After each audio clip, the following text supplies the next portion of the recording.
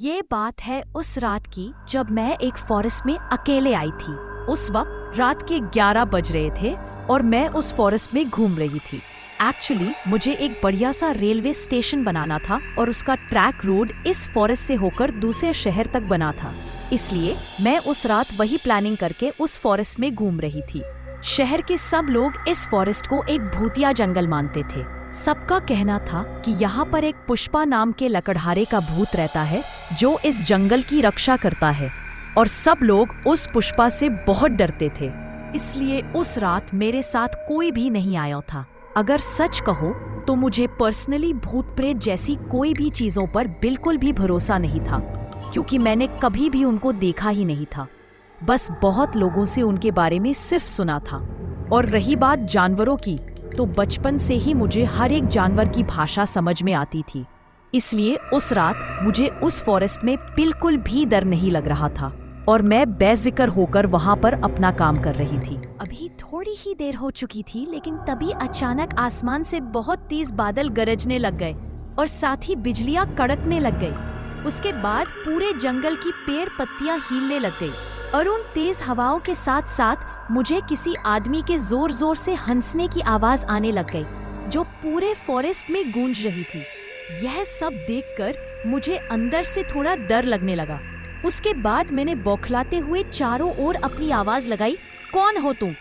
अगर हिम्मत है तो सामने आओ। इस पर मेरे पीछे से मुझे आवाज आ गई, लो मैं आ गया। उसके बाद जब मैंने पीछे मुड़कर देखा तो मेरे सामने एक हट्टा कट्टा जंगली आदमी खड़ा था। उसे देखकर मैंने पूछा, तुम कौन हो? इस पर उसने भारी आवाज में कहा, पुष्पा, भूतिया पुष्पाराज। मैंने कहा, इसका मतलब तुम ही हो जिससे लोग बहुत डरते हैं?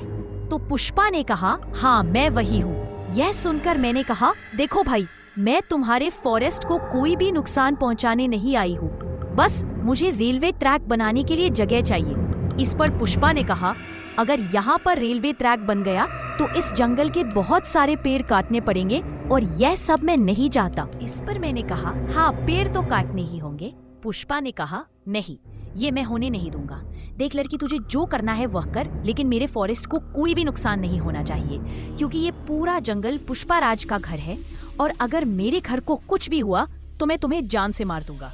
ये सुनकर मैं बहुत ही ज्यादा डर गई और मैंने कहा, देखो पुष्पा भाव, आई एम सॉरी, मैं अपना ट्रैक किसी और जगह बनाऊंगी, लेकिन प्लीज आप मुझे यहाँ से जाने दो, मेरे बच्चे मेरा इंतजार कर रहे होंगे।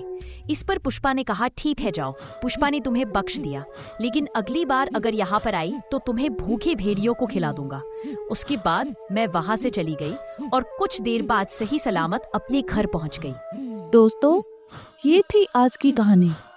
अगर आपको यह स्टोरी पसंद आए तो इस वीडियो को लाइक करो, कमेंट्स करो और अपने रिश्तेदार या दोस्तों के साथ शेयर करो।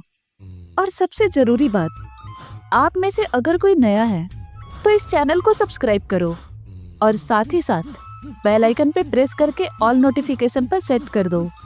तो मिलते हैं नेक्स्ट वीडियो में।